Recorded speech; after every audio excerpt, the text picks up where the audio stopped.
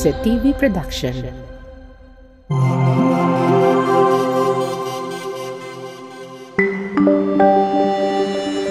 Your only island TV channel.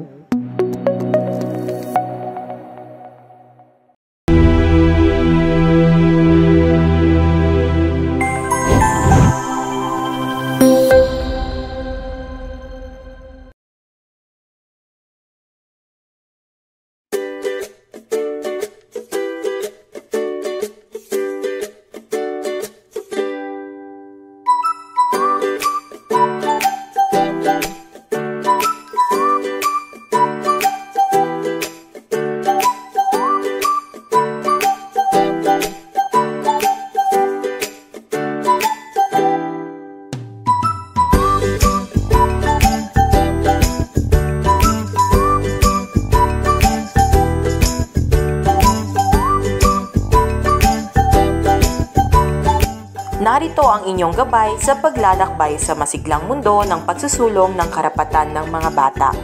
Isa na namang espesyal na kaganapan ang naghihintay sa inyo sa bagong episode ng Serbisyong Damang-Dama.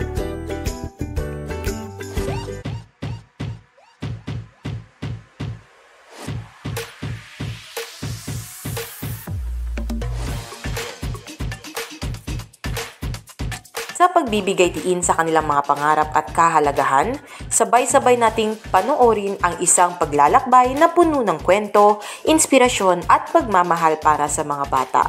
Sama-sama nating tuklasin ang makulay na selebrasyon ng Children's Month 2023, handog ng lokal na pamahalaan ng Isabela.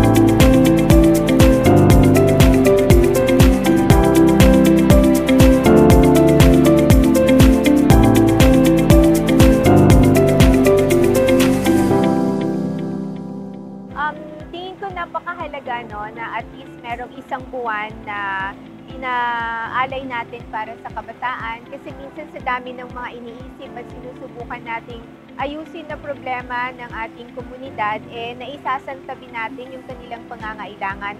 And considering na pinakauna, napaka-vulnerable nila.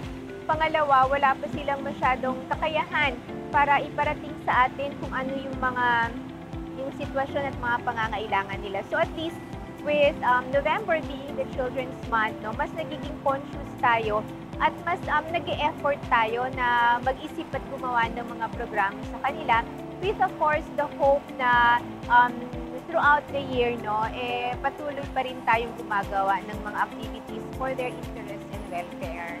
Yung panawagan ng Isabela ng happy and dignified life, talagang mas angkop talaga siya para sa mga bata kasi tayo yung nagbi-build ng Isabela City ngayon, pero eventually sila ang makikinabang inshallah.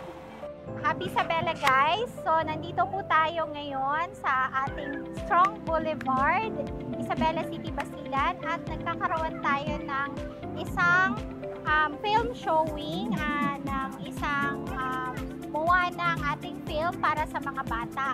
So ang activity na ito ay bahagi po ng ating selebrasyon ng National Children's Month para sa buwan ng Nobyembre. But aside from that, ipinagdiriwang din po natin ang ating Library Information Services Month and our Information Month, no, in this month of November. Kaya po nandito ang City Information Office dahil nagdala kami ng mobile library dito sa Boulevard para sa ating mga bata na more than 100 kids po ang sumali dito. So kanina po, kung makita nyo, kami ay nagpa-pet show. Tayo ay nagpa-reading session. Kasama din po natin ang ating Mayor City Jalia Iturabin Hataman. At ngayon po ang ating film showing at nag-enjoy po ng sobrang ating mga bata dito sa Boulevard.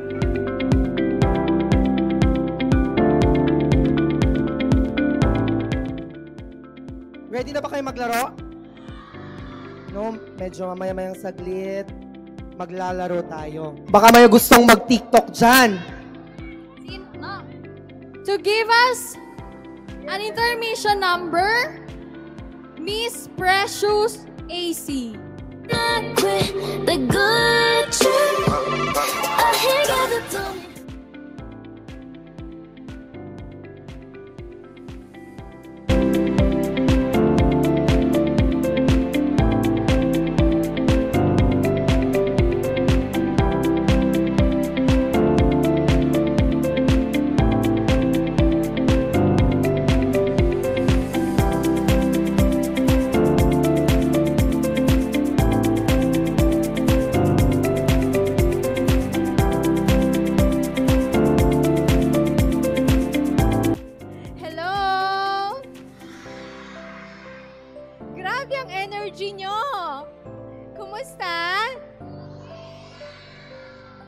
Kanina pa kayo nandito? Pero enjoy naman? Thank you. Thank you. Pasalamatan ho natin ang nag-organize ng event today. Of course, sa pangunguna ng CSWDO, si Mama Asmara and si Kuya Robert. Of course, kasama natin si Councilor Karel. From the ICPS, nandito din po. Of course, ang mga magulang na nandito. Enjoy ba kayo? Ano ba ang National Children's Month? Ha? Buwan ng mga bata. Yan. So, we are here to celebrate our Children's Month, pero syempre dapat hindi lang every November naiisip natin ang kapakanan ng mga bata. Diba? Kasi ang mga bata, may mga karapatan kayo. Alam nyo ba yon? Okay. Ano yung mga karapatan nyo? Memorize! Ayan. Naibibigay naman ba? Oo. Dito sa Isabela City. Okay. Kasi kami po, ako, kasama ng mga nandito lahat at ng mga kasama natin sa local government in partnership with your schools and your parents. We're working very hard to provide you an environment kung saan lalaki kayong masaya at may dignidad. Assalamualaikum everyone. Happy Isabela. Ano ay Aspara po from CSWD. So ngayong umaga ho, tayo ay nagtitipon-tipon para sa Children's Month celebrations. Isa sa mga activity natin ngayon yung Children's Summit. So nag-invite po tayo ng mga kabataan or mga bata in every barangay. So 45 barangays. Ang selection ho natin is 5 children every barangay. So yung mga in-address ko natin doon sa mga barangay chairman. So isang process ho natin. So nag-invite ho tayo ng mga bata in 45 barangay. So dapat may 5 children in every barangay. So yung age nila is 9 to 14 years old. Para hindi, kasi whole day activity ito, baka maboring yung mga bata pag mag-invite tayo ng mga daycare or preschoolers, di ba? So, ngayon, andito ko sila lahat para magtitipon-tipon, at least, mag-enjoy ko sila kung ano yung gagawin dito. May mga activity ko, mamaya ko may mga palaro ko tayo. Tawagin din po natin ang ating child representative na si Miss Anofa Gwen Resuento para sa Panatang Makabata. Itaas po natin ang ating kanang kamay at sumunod sa akin. Panatang Makabata. Ako si Anofa Gwen A. Resuento. Bilang mamamayang Pilipino, ay kinikilala ang kahalagahan ng mga bata sa lipunan. Dahil dito, ako ay nangangakong isulong, protektahan, igalang, at pangalagaan ang karapatan ng bawat bata. Anuman ang kanyang kulay,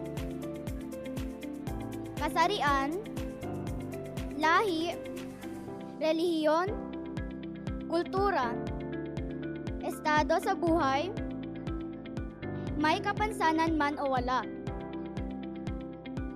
Upang matiyak ang kasiyahan ng mga bata, naniniwala akong nararapat na matamasa nila ang mga ito.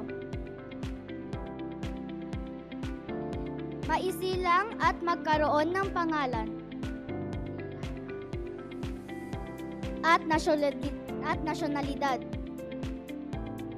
May tahanan at pamilyang nag-aaruga ng tama, naninirahan sa payapa at tahimik na lugar.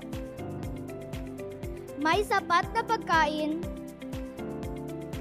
at malusog at aktibong pangangatawan. Mahubog at mapalago ang mga kakayahan sa pamamagitan ng edukasyon at pakikilahok. May mga oportunidad na maipahayag ang isip, pananaw, at damdamin. May proteksyon laban sa pang-aabuso, panganib, at karahasan. May pagtatanggol at matutulungan ng pamahalaan sa lahat ng panahon. Sa tulong ng Poong May Kapal, ito ay aking isa sa puso at isa sa gawa. Ang lahat ng ito dahil ang mga bata ang pag-asa at siyang magpapaunlad sa ating bayan.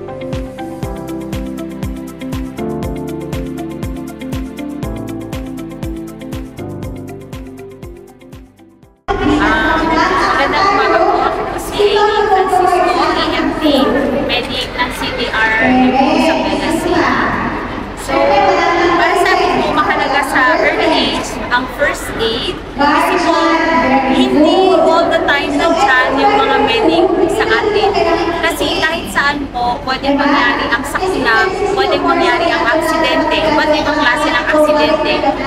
Kaya kailangan po natin ito, especially sa mga early age, at least basic first aid, alam nila kung paano gagawin. Alam nila kung ano yung pangunang-unas na dapat gawin at maiwasan at hindi na magiging grabe, no? Magandang hapon po. Ako po si Telma Alejo ng Barangay Campuna, Zone 1.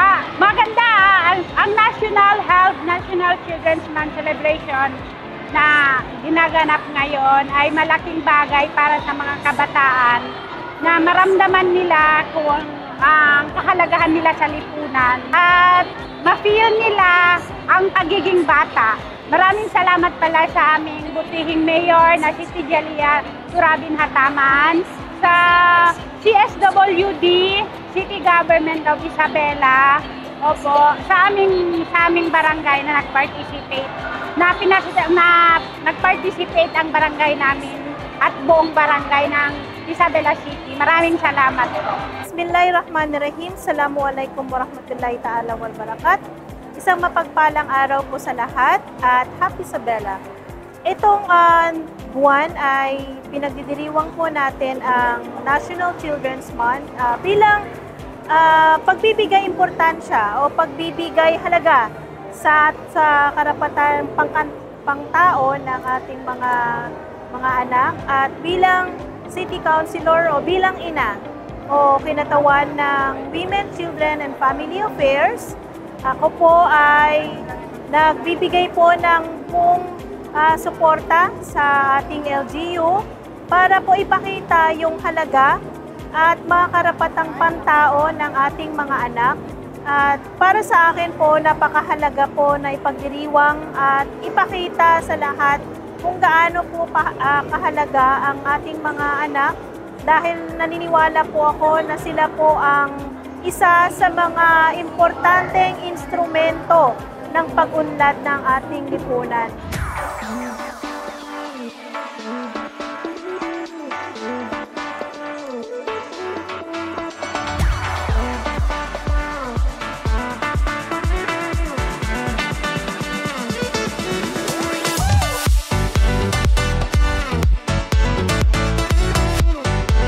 Bismillahirrahmanirrahim. Assalamualaikum warahmatullahi ta'ala wabarakatuh.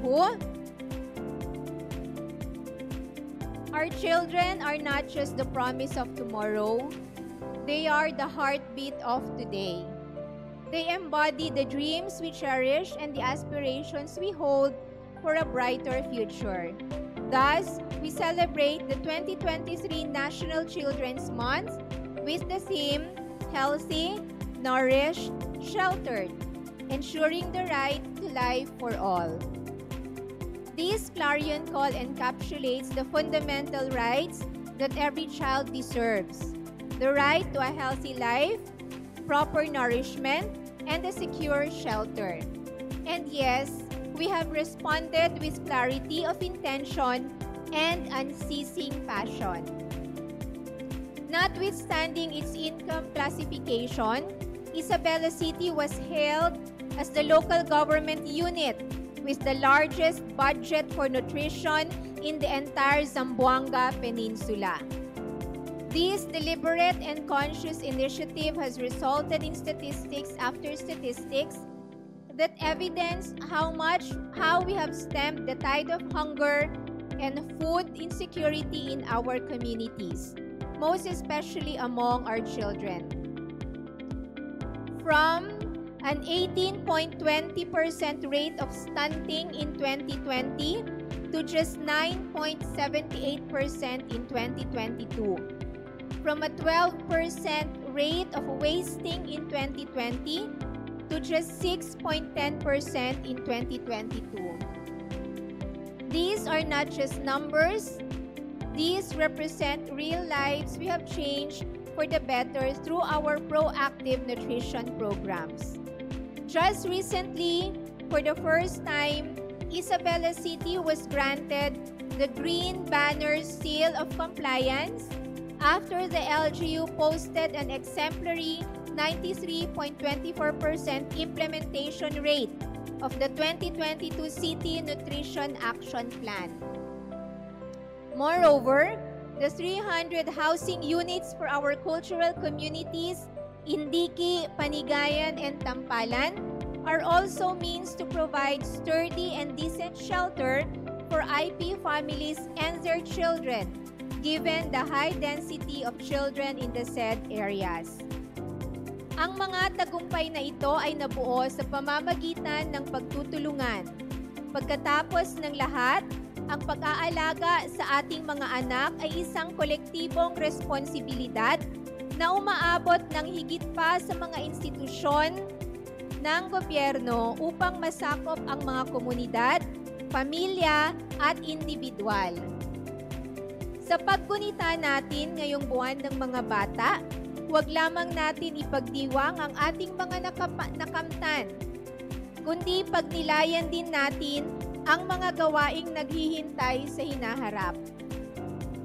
Ang paglalakbay tungo sa pagtiyak ng karapatan sa buhay para sa lahat ay nagpapatuloy at ang ating pangako ay dapat manatiling matatag. Sama-sama nating ipagpatuloy ang pagbuo ng isang lungsod ng Isabela kung saan ang bawat bata ay hindi lamang malusog, masustansya at may masisilungan, kundi may kapangyarihan din na matupad ang kanilang mga pangarap at makapag-ambag ng makabuluhan sa lipunan. 2 consecutive years din po, 2021 and 2022, ang Isabela City ay nakatanggap ng Seal of Child-Friendly Local Governance. Isa hong patunay na talagang priority ho natin ang kapakanan at interes ng ating mga kabataan. Let us remember that the investment we make in our children today will yield dividends of a prosperous and harmonious future. May this Children's Month inspire us to work tirelessly, hand in hand, for the well-being and happiness of every child, ensuring a legacy of hope, compassion, and equality for generations to come. And I am also announcing that on November 26, magbubukas na po ang Isabela City Public Park sa Fuego Fuego, Tabiawan. So we are inviting you to please go starting November 26 onwards. Bukas na po siya, okay? So maraming salamat. Muli po ang aking pagbate sa inyong lahat at sa lahat po ng mga partners po natin sa pag-aayos at pagbubuo ng isang Isabela na magiging masaya at maayos para ho sa ating mga kabataan. Salamat po and wassalamu alaikum. Thank you so much, Mayor. Again, palakpakan po natin ang ating City Mayor, Honorable Siti Jalia Turabi Nataman. Hello po, ako po si Amarty Sulaiman. Ako po, taga-barangay Riverside, Isabela City, Basilan. Masaya po dito kasi maraming palaro at may pagkain.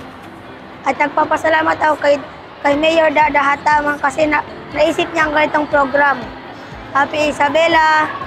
Magandang hapon po sa lahat. Ako po si Precious A.C. Villalamuna at mula po ako sa Barangay Busay. Masaya po ako ngayon kasi pinili ako sa isa sa mga maraming estudyante mula sa Barangay Busay na makasali sa ganitong klaseng organisasyon.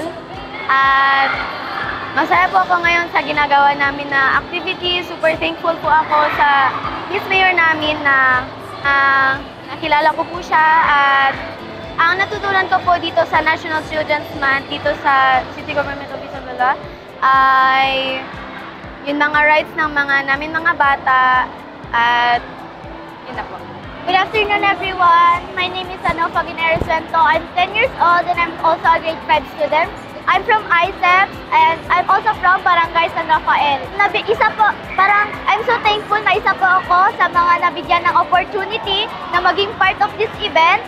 Nasabi ko po na masaya ako and thankful ako kasi hindi lang po nakaka-enjoy dito, marami pa po akong natutunan na bago. Maraming sports, maraming rights namin mga bata and yung mga activities po dito nakaka-enjoy talaga sila, sobra. Na-develop talaga, marami akong natutunan ngayon, an unforgettable experience. I'm so thankful na naging participants ako, naging part ako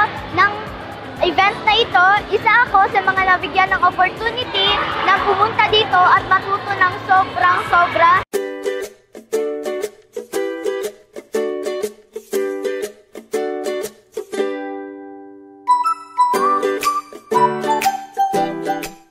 Sa ating pagtatapos, huwag nating kalimutan ang ating mga kabataan, ang siyang lakas ng kinabukasan ng ating bayan. Patuloy tayong magsikap na maging inspirasyon sa kanila at alagaan ang kanilang karapatan. Hanggang sa susunod na kabanata, mabuhay ang pagmamahal at serbisyo para sa bawat pamilyang Isabelenyo. Huwag palampasin ang iba pang bagong episode na puno ng pag-asa, saya at pagmamahal para sa kabataang Isabelenyo. Handog ng lokal na pamahalaan ng Isabela, ito ang Serbisyong Damang-Dama.